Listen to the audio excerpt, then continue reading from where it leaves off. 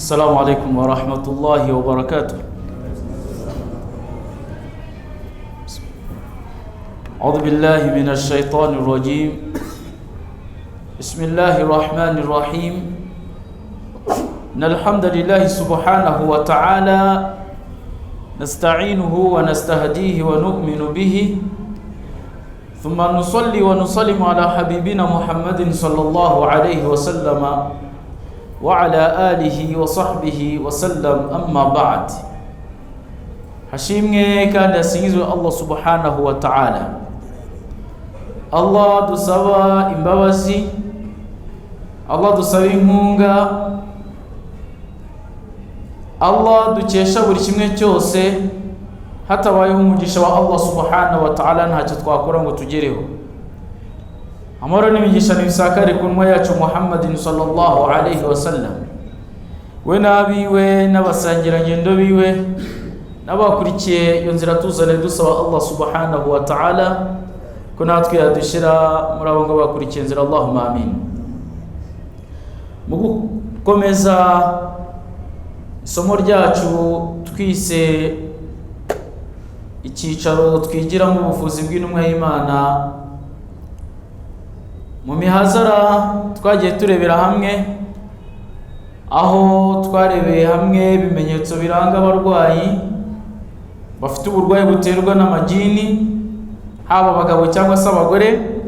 Tukareba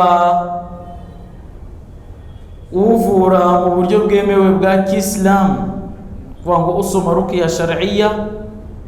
Uyu munsi biidhnillahi tabaraka wa ta'ala turi buze kurebera hamwe nanone mu bireba uyu muntu uba ugiye gusoma ruqya, kubera ko hari ibyo agomba kumanza yakora,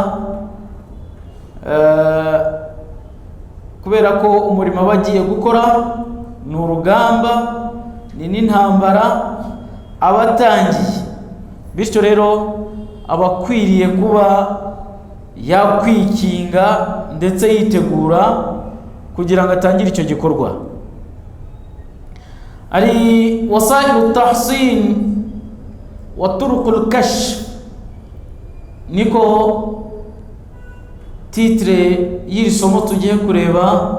Wanditse iki gitabo yakise, ariko akabishyira muri shurutu wa sifati al-mu'alij, amategeko n'amabwiriza n'ibigomba kuranga umuntu ugiye kuvura. Muri ibyo ngibyo uyu muryango tugiye kureba nibyo umuvuzi cyangwa se ugiye kwikorera ruqya, haba agiye kwikorera ruqya cyangwa se agiye kwikorera undi, ibi binagomba kuba abyujuje cyangwa se yabikoze, kubera ko natabikora bizagira ingaruka kuri we no ku bandi bamukikije bamwegereye, ibintu n'umuryango. Niyo mpamvu rero hadha al-fasl min kitabin min al-kitab huwa min ahammi al-fusul allati yajibu an yata'allamaha al-mu'alij hatta yakuna fi amanin wa tuma'nina. Iki kigo tugiye kureba nk'uko umwanditsi yanditse, ni ikintu cy'ingenzi ku muntu ugiye gutangira kuvura cyangwa se gusoma ruqya, kugira ngo ibyo agiye gukora aze kubikora mwituze no mu mahoro, bitari ibyo biri buze kumukomerana, kubera ko n'urugamba agiye gutangira rukomeye cyane. Niyo mpamvu rero hagiye humvikana bamwe batangiye gusoma ibintu bikabamanika hejuru, abandi bari bari aho ngaho bikabagiraho ingaruka. Ariko iri somo khasa rirareba ku bantu basoma ruqya cyane, ndetse no ku bandi bashobora kuba bakwisomera, kubera ko kugira ngo ubone ubwo bubasha n'ingufu n'ubushobozi bwo kwisomera nawe, nuko nawe ugomba kumanza wakora ibi bintu. Nibyo bintu nibi: ayahsina nafsahu wa ahlahu. Yaba umuntu ugiye gusoma ruqya cyangwa se agiye kuyisomera, agomba kubanza yikinga, yasaba Allah subhanahu wa ta'ala ko yamukinga, yamurinda, yaba we n'abantu be n'umuryango we. Ayahsina al-marida wa ahla, nuko nanone agomba kurindisha umurwayi cyangwa se gushyira umurwayi mu burinzi bwa Allah subhanahu wa ta'ala, n'abantu b'umurwayi cyangwa se n'umuryango w'umurwayi agiye kuvura. Ni ukuvuga ngo hari igihe umuntu ashobora kuba agiye kwivura, hada birumvikana ko agomba kubanza yikinga akanasaba Allah subhanahu wa ta'ala ububasha n'ubushobozi. Hari no kuba umuntu agiye noneho gukorera undi, uyu ugiye gukorera undi cyane cyane uyu nguyu niwo turimo kuvuga, kubera ko natabikora biri buze kumugeraho ingaruka.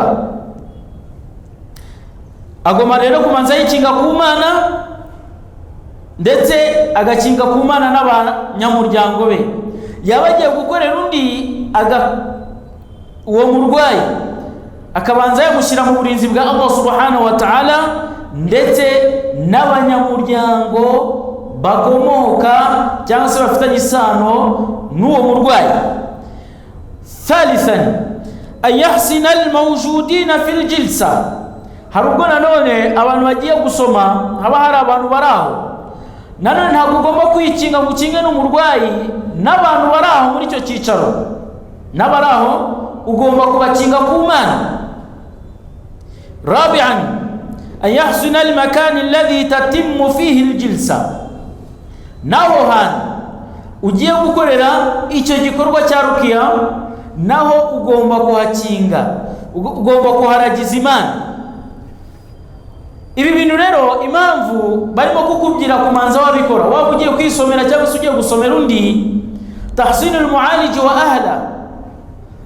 Kuba umuntu ugiye gusoma agomba kwikinga, agakinga n'umuryango we, no mu yindi mvugo hazamo n'inshuti n'inzu yawe n'abanyamuryango bawe n'umutungo wawe, kubera ko hari ubwo umuntu abasoma kubera ko bamaze kwikinga kwa Allah subhanahu wa ta'ala ntibikwinjire, kuko iyi hali irahari. Haraho nigeze kujya gusoma birangije rero turamuvamo tukujyemo, naam mumuvemo mumuvemo bigatangira sharti turamuvamo tukuzemo, nta kibazo muzi, kubera ko namaze kwikinga kwa Allah subhanahu wa ta'ala, nta na shaka mfite rwose, muvemo munzemo. Mukanya gato birarira ati twabuze umuryango twanyuramo tukwinjiramo. Wahadha misdaqu qawli rasulillahi sallallahu alaihi wasallam, birashimangirwa n'imvugo y'intumwa y'Imana, man qala la ilaha illa Allah wahdahu la sharika lahu lahul mulku wa lahul hamdu yuhyi wa yumitu wa huwa ala kulli shay'in qadir 10 marra, inshuro 10, no mu yindi mvugo inshuro 100, yirirwa fi hirzillahi, yirirwa mu burinzi bwa Allah subhanahu wa ta'ala. Igihe wabivuze menya ko ryarindi ryasubiranije iryo rikugendaho, rigukurikirana, rikugenzura, rishakisha umwanya uburyo ryahita rikwinjira, ntabwo ryabona umwanya, ryararize. Abati rero kuva munaniwe mugende cyangwa se mupfe, nugupfa cyangwa se mukagenda mugatoroka umuntu utuma muhura n'ibi bihano. Iyo bimaze kubona ko bitagushoboyeweho, hari ubwo bishyiraho kondisiyo, birajya mu muryango wawe, mu banyamuryango cyangwa se mu mutungo cyangwa se mu bakwegereye. Niyo mpamvu uyu murimo ari umurimo ukomeye cyane, ni umurimo ukomeye cyane. Niyo mpamvu n'umuntu ubikora cyangwa se nanone ushaka kwivura agomba kubanza yimuka shurur, ibibi byose n'ibiteye isoni byose, kugira ngo Mwenyezi Mungu subhanahu wa ta'ala ashyire umugisha muri icyo gikorwa. Kuko nta kuntu wavuga ngo ugiye kwisomera rukiya, ngiye gusoma Quran surati al-Fatiha ku mugambi wuko Mwenyezi Mungu yangize uburwayi mfite n'ububabare n'uburibwe, hanyuma ukirangwa n'ingeso mbi n'ubundi bya bindi ibyo bijini byagufatiyemo, cyangwa se bari abantu bohereje ibyo urimo utarabivamo. Ni gute Mwenyezi Mungu yaguha tawfiq, ni gute yaguha umugisha wo kuba ibyo bintu birandura bikakuvamo ukiri muri iyo nzira? Nuko rero ugomba kubanza wava aho ngaho. Impamvu rero turimo kuvuga iki kintu nuko kamualiji nk'umuntu ugiye gusoma, ari ubwo we bimunanira, ariko bikaba byajya mu mutungo we, mu banyamuryango be, cyangwa se mu rugo rwe, cyangwa se mu bantu be. Niyo mpamvu intumwa y'Imana, Imana y'amahoro n'imigisha, yavuze ko uzagenda cyangwa se bizashobokera buri munsi ajya avuga ati bismillahi ala nafsi, bismillahi ala badani, bismillahi ala ruhi, bismillahi ala jasadi, bismillahi ala ahli, bismillahi ala mali, bismillahi ala dhurriyyati, bismillahi ala kulli shay'in a'tanihi rabbi. Uzavuga iryo jambo ku munsi, buri munsi, zanyatsi mubona cyangwa se zitambika mu migisha yanyu cyangwa se mu mitungo yanyu, bihawlillahi wa quwwatihi, ntacyo bizatwara ibyo abantu byose bazohereza. Nanone man istawda'a Allahu nafsahu wa ahlahu wa malahu,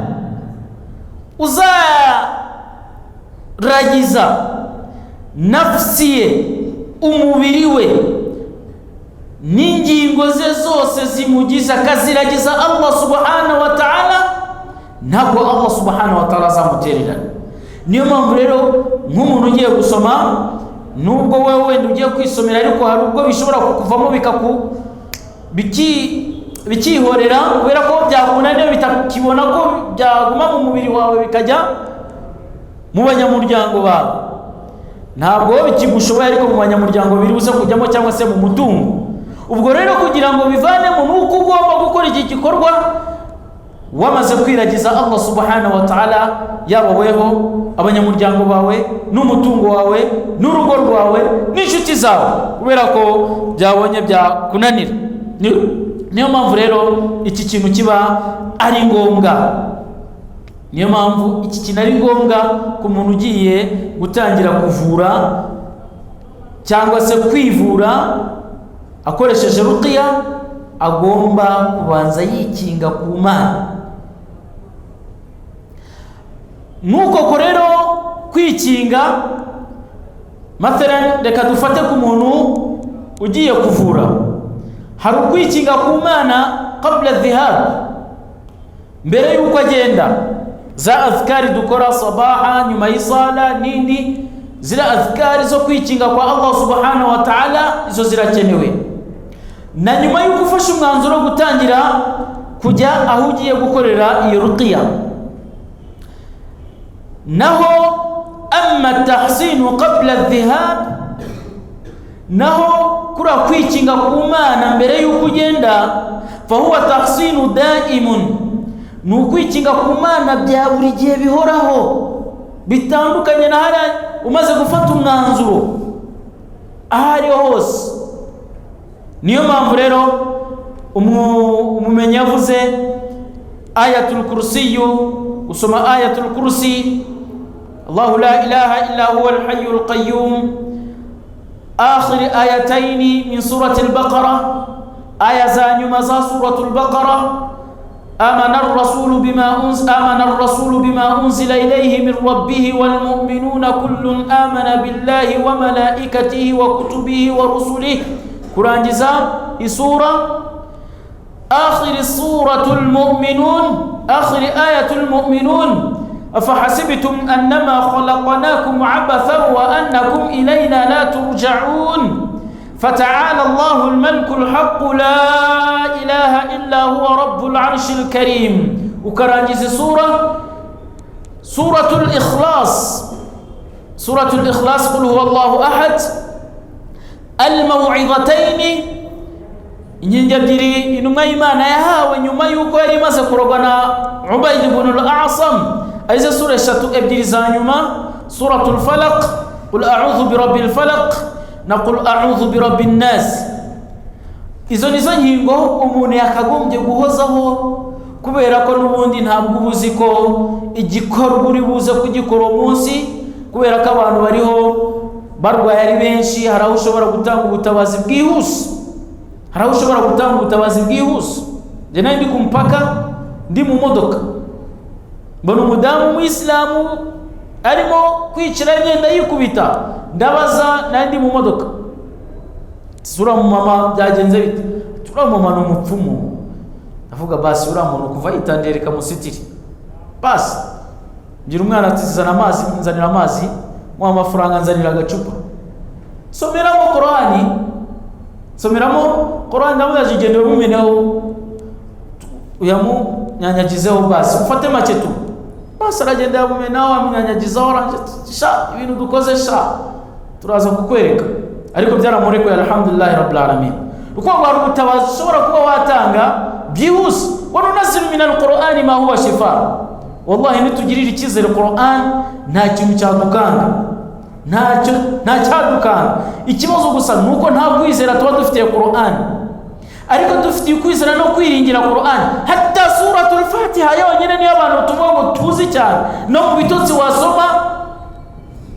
Reka njye nkubwire, hari igihe umuntu azanye nkamusomera suratul Fatiha nkayisubiramo inshuro ntazi, ku bushobozi bwa Allah bikagenda nkamubwira n'ibyo agenda gukora nyuma y'amezi, nkazuma umuntu aramamaga ati ebana meze neza. Suratul Fatiha ntabwo bisaba Qur'ani yose, ntabwo bisaba ngo kuba uzi gusoma isura uzi, kuko Qur'ani yamanutse ari umuti. N'uwo muntu nawe byaragiye birarangira bihawlillahi wa quwwati. Gusa tugira icyizere kwa Allah subhanahu wa ta'ala. Izi ni ingingo umuntu aba agomba gukora, kubera ko ntabazi aho byamutungura agatanga ubwo bufasha bwihuse. Naho nyuma hari nanone gusoma ahantu ugiye gusoma ayatul kursi fi arkanil bait, muri buri nkingi y'inzu. Ubundi Ibn al-Qayyim al-Jawzi avuga no kuhatunga urutoki muri buri nkingi y'inzu inkingi enye mu nzu, ugasoma ayatul kursi. Allahu la ilaha illa huwa al-hayyul qayyum wa la yauduhu hifdhuhuma wa huwa al-aliyyul azim. Allahu la ilaha illa huwa al-hayyul qayyum, ugakomeza wa la yauduhu hifdhuhuma wa huwa al-aliyyul azim. Inshuro imwe uhatunze n'urutoki.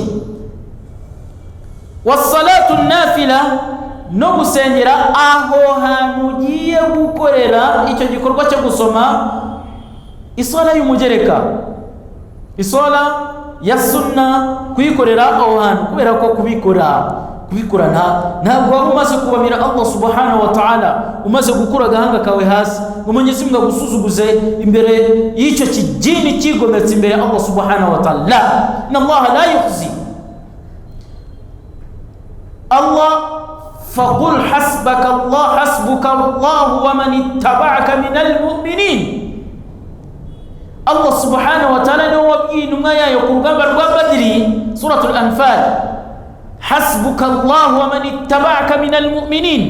Allah araguhagije, ndetse ntabwo ari wenyine anahagije kuba ari we mugenga uri buze kuba insinzi n'abo bemeramana bose. Ese Mwenyezi Mungu subhanahu wa ta'ala ntabwo ahagije mu byari byo byose. Thumma ad'iyat an-nabiy sallallahu alaihi wasallam, hanyuma hakabaho n'ubusabe bw'intumwa y'Imana, aribwo a'udhu bi kalimati llahi tammati min sharri ma khalaq. Ubwo nanone n'ubusabe ku muntu uba ugomba gukora ruqiya mbere yuko yikorera cyangwa se yikorera abandi, aba agomba kurangwa nabwo. A'udhu bi kalimati llahi tammati min sharri ma khalaq, a'udhu bi kalimati llahi tammati min ghadabihi wa 'iqabihi wa min sharri 'ibadihi wa min hamazati ash-shayatin wa an yahdurun.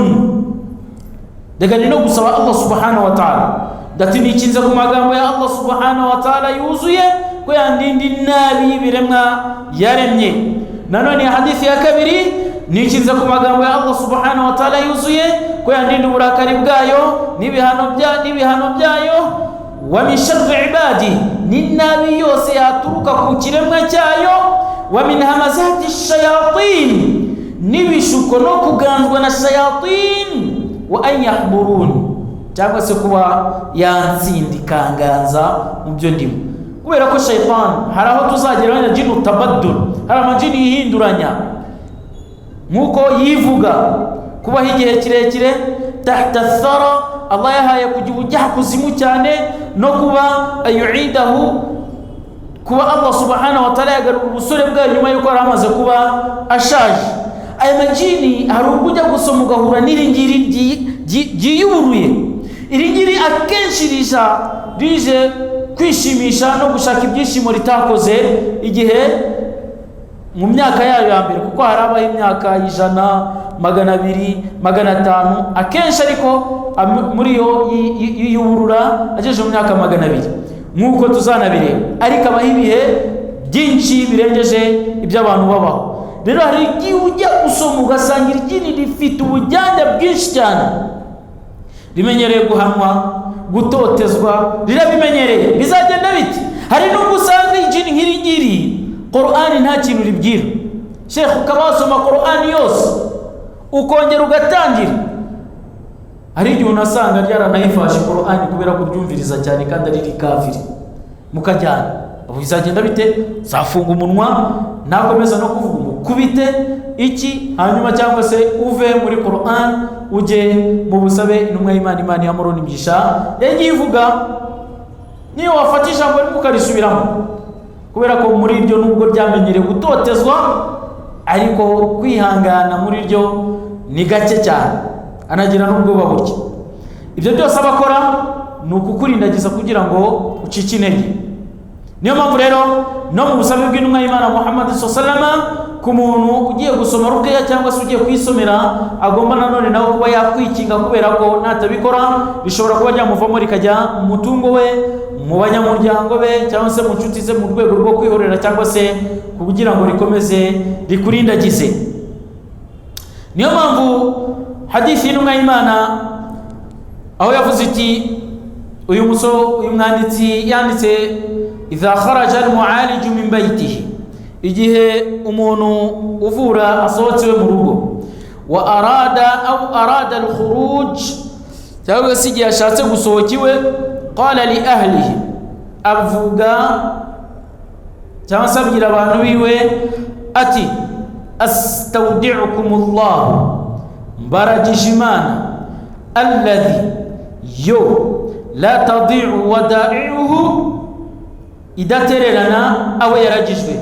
Liqawli nabii sallallahu alayhi wasallam, iri jambo yarivuze uyu mwanditsi ashingiye ku mvugo y'intumwa y'Imana, Imana yamunoshigira iti, man arada safara, uzashaka gukora urugendo, falyaqul liman yakhlufuhu, ajya abwira abasize inyuma cyangwa se abasize, astawdi'ukumullah, mbaragije Imana, alladhi la tadi'u wada'i'uhu, yo idatererana aba yaragijwe. Qala Imam Shawkani fi Tuhfatu Dhakirina, iyi hadithi iri mu gitabo cya Imam Shawkani, mu gitabo cye cyitwa Tuhfatu Dhakirin, rawahu Ibn Sunan fi musnadihi, والطبراني في الدعاء واللفظ الطبراني الذي لا تخيب ودائعه. Iyi ni imvugo itandukanye niri mu gitabo cya Musnad. Niyo mpamvu rero ibingibi biba bikwiye ko umuntu ugiye gusoma abikora. Naho tahsinil makan, gukinga no kuragiza Imana aho hantu hagiye kubera icyo gikorwa cyo gusoma ruqya, ibingibi turimo kubivuga kugira ngo ugiye gusoma cyangwa se ugiye kwisomera ibingibi bajya abyitaho, bitari ibyo bizamumanika, bitari ibyo bizamukoza isoni, bitari ibyo bizakora ibindi bibi, la tatawaqqa, udatekereza ko byaba. Niyo mpamvu rero iba ugomba gufatirana aya magambo. Tahsinul makan, gukinga ahantu ugiye gusomera, icyambere ukora al-adhan ash-shar'i 3 marrat, gutorera adhana aho ngaho inshuro eshatu. Allahu akbar, Allahu akbar, hada rubai nkuko byaje muri hadithi. Allahu akbar, Allahu akbar, ashhadu an la ilaha illa Allah, ashhadu an la ilaha illa Allah, ashhadu anna Muhammadar Rasulullah, ashhadu anna Muhammadar Rasulullah, hayya 'ala as-salati, hayya 'ala as-salat, hayya 'ala al-falah, hayya 'ala al-falah, Allahu akbar, Allahu akbar, la ilaha illa Allah, ukaivuga inshuro eshatu. Qira'atu suratu Zalzala 3 marrat, ugasoma suratu Zalzala, idha zulzilatil ardu zilzalaha wa akhrajatil ardu athqalaha wa qala al-insanu ma laha yawma idhin tuhaddithu akhbaraha bi anna rabbaka awha laha يومئذ يصدر الناس أشتاتا ليروا أعمالهم فمن يعمل مثقال ذرة خيرا يره ومن يعمل مثقال ذرة شرا يره. ثم يشير المعارج إلى أركان الحجرة 4 ويقرأ في كل ركن آية الكرسي مرة بنية التحصين. هاي متى تمونوديه قصما رقيا أقوم قصما gusomera muri buri nkingi y'inzu enye, inkingi enye zigize inzu ahatunze urutoki, ahasomera ayatul kursi ariko ku mugambi wo kuhakinga. ngira ngo niba la tadhakkar, ntabwo ndi kureba siha y'iyi mvugo imma israiliya, niba ari mu nkuru z'abayisiraheli cyangwa se musamiyati, lakin qila havuzwe inkuru y'umuntu wagiye muri hijja, mu bikorwa by'umutambagiro mutagatifu, arangije akora iki gikorwa. Nini mvugo ivuga ko yasomye aya za mbere za suratul baqara, asoma ayatul kursi ariko ahereye kuri aya ibanziriza ayatul kursi, ni kuvuga 255 ya ayyuhal ladhina amanu anfiqu mimma razaqnakum min qabli an yata yawmun la bay'un fihi wala khullatu wala shafa'a wal kafiruna humuz zalimun Allahu la ilaha illa huwa. Arangije asomana aya eshatu za nyuma za suratul baqara, ahatunze intoki, atunze ipariseri urugo rwe ruherereyemo. Arangije aragenda, abajura bakajya baze mu ijoro bakabura inzu. Babikoze amajoro 3. nyuma mu Islamu yavuye mu bikorwa bya hijja, agarutse babagabo 7 baraje baramubaza, niki wasize ukoze ku buryo twagerageje kukwiba inshuro 3? Faqala, nje nta kindi nakoze uretse gusoma iyo mirongo ya Qur'ani, navuze ndangije niringira Imana ndagenda, narafunze iringira Imana ndagenda. Ati nta kindi nuko nguko rero n'umuntu rero ugiye gusoma nawe abagomba gukinga aho ngaho no gufunga aho hantu agiye gusomera, yaba agiye kwisomera cyangwa se agiye gusomera undi, agasomera suratu ayatul kursi ahatunze intoki ariko ku mugambi wo kuhakinga. 4 icyakane mu rwego rwo gufunga aho hantu ugiye gusomera, yushiru kadhalika ila jihatu saqfi wal ardu wa huwa yaqra ayatul kursi. Nanone hari inshuro asoma yerekeje ku gisenge, hari n'indi asoma yerekeje hasi ku butaka aho ahagaze. Niyo mpamvu Mwenyezi Mungu Subhanahu wa Ta'ala niwe wavuze ati qul huwa al-qadir ala an yab'atha alaykum 'adhaba min fawqikum aw min asfalikum. Mwenyezi Mungu Subhanahu wa Ta'ala niwe ufite ubushobozi bwo kuba yabagezaho ibihano, byaba biturutse hejuru cyangwa se hasi. No mu byo rero tugomba no kwikinga ibyo ari byo byose byaturuka hejuru by'aya mashayatini cyangwa se mu butaka, kubera ko Mwenyezi Mungu hari ubushobozi yagiye ayaha atigezaha ikiremwa muntu. 5 ثم يطلب كذلك من رب الأسرة أن يدخل عليه المريض أو المريض. nyuma yo gukora ibyo ngibyo asaba umuhagarariza umurwayi kuba yamwinjiza aho hantu. Nuko ibyo byose bikora mbere yuko umurwayi ahaza, akinjira aho hantu amaze gukorera urukingo, yaba ari umurwayi w'igitsina gore cyangwa se w'igitsina gabo. Icya 3 nanone mu byo twavuze, tahsinil marid wa ahla. Ntabwo umuntu agomba kwikinga wenyine, ahubwo agomba no gukinga n'umurwayi. Nukuvuga ngo ugiye gusomera nanone nawe ugomba kumanza wamuragiza kwa Allah Subhanahu wa Ta'ala. Wa qad yakunu al-marid natiqan, kuko umurwayi ashobora kuba avuga. Wa qad yakunu faqid an-nutq, amsaka ash-shaytan lisanahu. Nanone ashobora kuba adashobora kuvuga kubera ko shitani cyangwa se jini ryamufashe ururimi, adashobora kuvuga.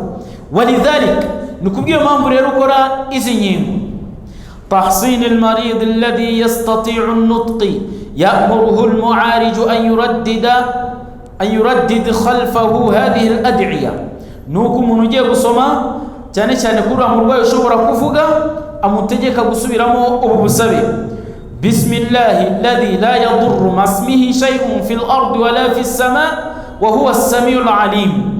bismillahi alladhi la yadurru masmihi shay'un fil ardi wala fis sama' wa huwa as-sami'ul 'alim. inshuro 3. ba ya kabiri ubusabe bwa kabiri amubwira amutegeka gusubiramo a'udhu bikalimati llahi tammati min sharri ma khalaqa inshuro 3. ubusabe bwa gatatu amutegeka bismillahi ala aqli bismillahi ala asabi bismillahi ala qalbi bismillahi ala jami'i badani bismillahi ala kulli shay'in a'tanihi rabbi inshuro 3. dua ya kane amutegeka gukora gusubiramo Allahumma inni astawdi'uka nafsi wa ahli wa mali wa waladi Allahumma inni astawdi'uka dini wa amanati wa khawatim a'mali. dua ya gatandatu icyamutegeka cya gatandatu niki thumma ta'muru al-marid an yaqra suratu al-ikhlas wal mu'adhatayn 3 hanyuma gategeka umurwayi gusoma ikhlas qul huwallahu ahad ndetse na suratul falaq na nasi inshuro 3 bihawlillahi subhanahu wa ta'ala. ntabwo kira kintu ni cyiza, ntabwo kizagira ingaruka ku bandi ngo kijye kwihorera ku banyamuryango cyangwa se kijye mu mutungo uri gusomerwa cyangwa se uri gusoma, ahubwo kizaba kiri aho ngaho ima gipfe cyangwa se kigende gitoroke uriya muntu ugishora muri izo ngeso. niyo mpamvu rero habaho ibi bintu. iri somo nifuje ko twariganiraho mbere yuko wenda uwari wese ushatse gusoma ruqya cyangwa se ushatse kwisomera ruqya abanza yakora ibyo ngibyo. reba ko amasomo ari imbere, tugiye kureba noneho ibimenyetso by'urwaye jini runaka n'ibimenyetso byabyo n'uburyo baryivuramo, tukaba dutangiye no kwivura cyangwa se no kuvura undi wari wese wahuye n'ibyo byabo. Allah niwe mufasha kandi naniwe dusaba inkunga ya buri kimwe. Adha billahi tawfiq wa akhir da'wana anil hamdulillahi rabbil alamin. Wassalamu alaikum wa rahmatullahi wa barakatuh.